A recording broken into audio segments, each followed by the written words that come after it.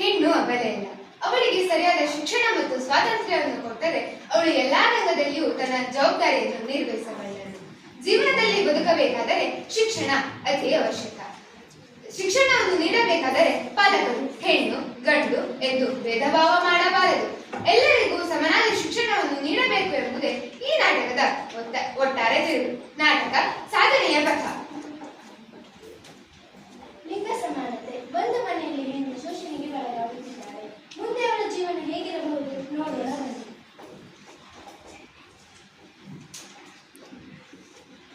ತಿಂಡಿ ಆಯ್ತಾನೆ? ಆಯ್ತ್ರಿ, ಬಂದೆ. ಏನ್ ಕೆಲಸ ಮಾಡ್ತಾಳ ಇವಳು? ಒಂದ್ ಕೆಲ್ಸನೂ ಸರಿ ಮಾಡಿ ಬರೋದಿಲ್ಲ. ಇವಳನ್ನ ಹೆಚ್ಚಿದ ಪುಣ್ಯಾತ್ಮರು ಹೋಗಿ ಹೋಗಿ ಕೆಲಸ ಪತ್ರಗಳನ್ನ ನನಗ್ ತಂದು ಕಟ್ಟಿದ್ದಾರೆ. ಇವತ್ತಾದ್ರೂ ತರಕಾರಿ ತನ್ನಿ, ಅಡುಗೆಗೇನು ಸಾಮಾನಿಲ್ಲ. ನಾನೇನ್ ಮಾಡ್ತೀನಿ ನಮ್ಗೆ? ಏನೇ ಇಷ್ಟೇ ತರಕಾರಿ ತಂದು ಒಂದೇ ದಿನದಲ್ಲಿ ಎಲ್ಲಾ ತರಕಾರಿನೂ ಖಾಲಿ ಆಗುತ್ತೆ. ತರಕಾರಿನೆಲ್ಲ ನೀನೇ ತಿನ್ ಖಾಲಿ ಮಾಡ್ತೀವೋ ಏನ್ ಕತೆ? ನಾನ್ ತರಕಾರಿ ತರೋದಿಲ್ಲ, ನನ್ನ ಹತ್ರ ದುಡ್ಡಿಲ್ಲ. ಏನ್ ಮಾಡ್ಕೊಳ್ತೇವೆ ಮಾಡ್ಕೊ ಹೋಗ್. ಬೆಳಗ್ಗೆ ಹಾಳು ಮುಗು ತೋರಿಸಿ ದಿನ ಹಾಳು ಮಾಡ್ತಾಳೆ. ಬಾ. ಬಂದೆ ಅಮ್ಮ. ಏನಾಯ್ತಮ್ಮ, ಯಾಕೆ ಕರ್ದೆ? ಶಾಲೆಗೆ ಲೇಟ್ ಆಯ್ತಲ್ಲ, ಹಾಕೊಂಡು. ಆಯ್ತಮ್ಮ.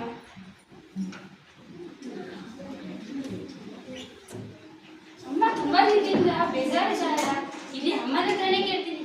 ಅಮ್ಮ, ಏನಮ್ಮ ತುಂಬಾ ದಿನದಿಂದ ನೀನು ತುಂಬಾ ಬೇಜಾರಿದ್ದೀಯಾ? ಏನಾಯ್ತಮ್ಮ? ಏನಿಲ್ಲ ಅಮ್ಮ, ನನಗೇನಾಗಿಲ್ಲ. ಇಲ್ಲಿ ಹೇಳಮ್ಮ, ಏನಾಯ್ತಮ್ಮ?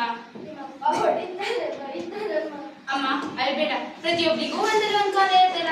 ಅದು ನಮ್ಮ ಅಪ್ಪನೂ ಸರಿ ಆಗ್ತಾರಮ್ಮ. ಸರಿ ಆಯ್ತು, ನೀನು ಊಟಗಂತೂ ಸ್ಕೂಲಿಗೆ ಹೋದ್ರು, ನಾನು ಮನೆ ಕೆಲಸ ನಾನು ಮಾಡ್ತೀನಿ. ಸೋನು ಶಾಲೆಗೆ ಹೋಗಿದ್ದಾರೆ. ಅಲ್ಲಿ ನಡೆದ ಕೆಲವು ಪ್ರಸಂಗಗಳಿಂದ ಸೋನುವಿಗೆ ಬೇಸರ ಬಂದಿದೆ. ಮುಂದೇನಾಗುತ್ತೆ ನೋಡೋಣ. ನಮ್ಮಪ್ಪ ನಮ್ಮಮ್ಮ ಈಗ ಹೊಡಿತಾರೆ, ಬೈತಾರೆ. ಅವ್ರೇನೇ ಮಾಡಿದ್ರು ಕೆಟ್ಟದಾಗ ವರ್ತಿಸ್ತಾರೆ. ಪಾಪ ಅಮ್ಮ ದಿನ ದಿನ ಕಷ್ಟ ಅನುಭವಿಸ್ತಾ ಇದ್ದಾರೆ. ನಾನು ನಮ್ಮಮ್ಮಗೆ ಇಷ್ಟ ಆಗುತ್ತೆ ಸಹಾಯ ಮಾಡ್ತೀನಿ. ನಮ್ಮ ಅಪ್ಪನ ಹತ್ರ ಹೋಗಿ ಬುದ್ಧಿ ಮಾತನಾಡ್ತೀನಿ. ನಮ್ಮ ಅಪ್ಪನೂ ಸರಿ ಆಗ್ಬೋದು. ಅಮ್ಮ ಅಮ್ಮ ಅಮ್ಮ ಏನಾಯ್ತಮ್ಮ? ಅಮ್ಮ ಕಾಫಿ ತಗೊಂಡ್ಬಾರೆ. ಇರಮ್ಮ, ನಾ ಹೋಗ್ತೀನಿ. ಅಪ್ಪ ಕಾಫಿ. ಏನು ಕಾಫಿ ಇಷ್ಟೆಲ್ಲ ಸಪ್ಪೆ ಇದೆ? ನಮ್ಮಲ್ಲಿ ಸಕ್ಕರೆ ಇಲ್ಲ. ಅಪ್ಪ ನಿಮ್ ಕಾಫಿ ಕಡೆ ಬರೋಲ್ಲಪ್ಪ. ನಮ್ಮಂಗೆ ಏನಾಯ್ತು? ಅಪ್ಪ ಅಮ್ಮನಿಗೆ ಹುಷಾರಿಲ್ಲಪ್ಪ. ಅಪ್ಪ ನೀವು ಯಾಕಪ್ಪ ಈ ರೀತಿ ಮಾಡ್ತೀರಾ? ನಮ್ಮಮ್ಮ ಕೆಲ್ಸಕ್ಕೆ ಹೋಗ್ತಾರೆ, ಮನೆ ಕೆಲಸನೂ ಮಾಡ್ತಾರೆ, ನಮ್ಮನ್ನ ಚೆನ್ನಾಗಿ ನೋಡ್ಕೋತಾರೆ ಅಲ್ವಾ? ಹಾಗಿದ್ರೆ ಯಾಕಪ್ಪ ನೀವು ಅಮ್ಮನಿಗೆ ಇಷ್ಟ ತಂದು ಕೊಡ್ತೀರಾ? ಎಷ್ಟೇ ಧೈರ್ಯ ನಿಮ್ಗೆ ನನಗೆ ಪ್ರಶ್ನೆ ಮಾಡ್ತೀಯಾ? ನಿನ್ನ ನಾನು ಸುಮ್ಮನೆ ಬಿಡಲ್ಲ. ಅಮ್ಮ ನಿಲ್ಲಿಸಿ, ಯಾಕೆ ಅವಳ ಮೇಲೆ ಕೈ ಮಾಡ್ತೀರಾ? ಅವಳು ಏನ್ ಹೇಳಿದ್ರು ಅಂತ ನನಗೆ ಗೊತ್ತಿಲ್ಲ. ಅವಳು ಏನೇ ಹೇಳಿದ್ರು ಗೊತ್ತಿಲ್ಲ ಹೇಳಿರ್ತಾಳೆ. ಬಿಟ್ಟು ಸಾರಿ ಕಣ ತುಳಸಿ.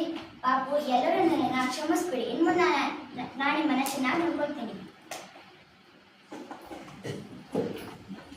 ಸೋನಿಗೆ ಪರೀಕ್ಷೆಯಲ್ಲಿ ಒಳ್ಳೆಯ ಅಂಕ ಬಂದಿರುತ್ತದೆ. ಅವಳು ತನ್ನ ಸಂತೋಷವನ್ನು ತನ್ನ ತಂದೆ ತಾಯಿಗೆ ಹಂಚಿಕೊಳ್ಳೋಣ ಎಂದು ಮನೆಗೆ ಬಂದಿದ್ದಾಳೆ. ಅಪ್ಪ ಅಮ್ಮ ಇಲ್ಲಿ ನೋಡಿ, ನಾನು ಈ ಸಲ ಕ್ಲಾಸಿಗೆ ಫಸ್ಟ್ ಬಂದಿದ್ದೀನಿ. ಮುಂದಿನ ಸಲ ಫಸ್ಟ್ ಬರ್ತೀನಿ, ನೋಡ್ತಾ ಇರಿ.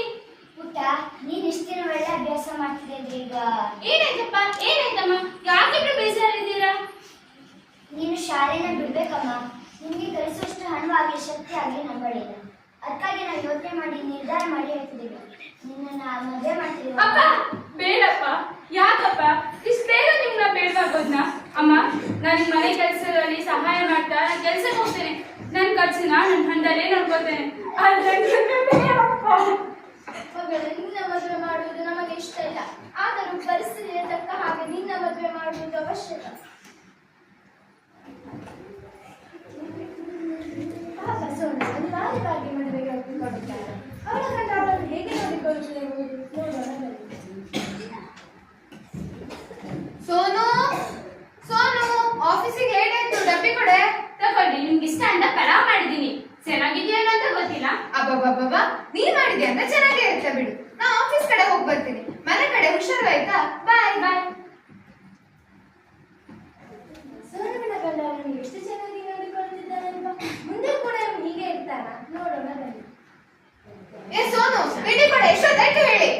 ಏನ್ರಿ, ನೀವೇ ತಾನೇ ಹೇಳಿದ್ನಲ್ಲ ಮನೆ ತರಕಾರಿ ಇಲ್ಲ ಅಂತ. ನೀವೇನೂ ತಂದಿಲ್ಲ, ನಾನೇನ್ ಮಾಡ್ಬೇಕು? ತರಕಾರಿ ಇಲ್ವಾ? ಮೊನ್ನೆ ತಾನೇ ಅಷ್ಟೊಂದು ಸುರುಕ್ನಲ್ಲ, ಎಲ್ಲ ಏನ್ ಮಾಡ್ತೀಯ? ನೀನೇ ಖಾಲಿ ಮಾಡ್ತೀಯ? ಏನ್ ಕತೆ? ಏಕೆ ದಿನ ಪಲಾವ್ ಮಾಡು ಅಂತೀರಾ? ಪಲಾವಿಗೆ ಒಂದೆರಡು ತರಕಾರಿ ಹಾಕಿದ್ರೆ ಸಾಕಾಗಲ್ಲ ನಿಮ್ಗೆ. ಮತ್ತೆ ಹಾಕು ಅಂತೀರಾ, ನಾನೇನ್ ಮಾಡ್ಬೇಕು? ಅಷ್ಟು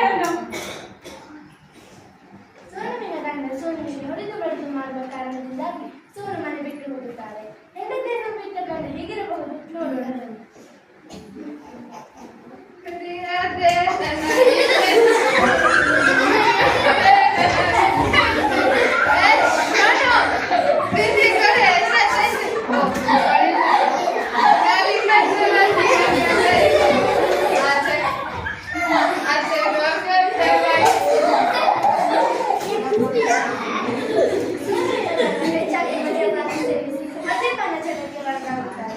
ಆದರೆ ಸೋಲು ಮಾತ್ರ ತನ್ನ ಛಲವನ್ನು ಬಿಡದೆ ಹೆಚ್ಚಾಗಿ ಓದಿ IAS ಪರೀಕ್ಷೆಯನ್ನು ಪಾಸ್ ಮಾಡುತ್ತಾರೆ.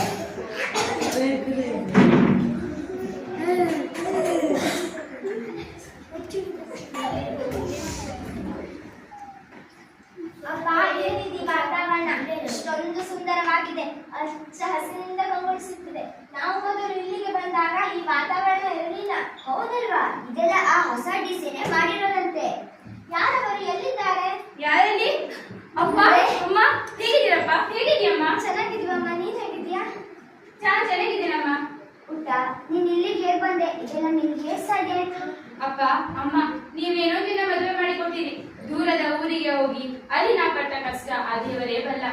ಅವರು ಕೊಡುವ ಹಿಂಸೆಯನ್ನು ತಾಳಲಾರದೆ ಮನೆ ಬಿಟ್ಟು ಬರುವ ತೀರ್ಮಾನ ಮಾಡಿದೆ. ಅನಾಥಾಶ್ರಮದವರ ಸಹಾಯದಿಂದ ವಸತಿ ಸೌಲಭ್ಯ ಪಡೆದು ಕಾಲೇಜು ಶಿಕ್ಷಣ ಪಡೆದೆ.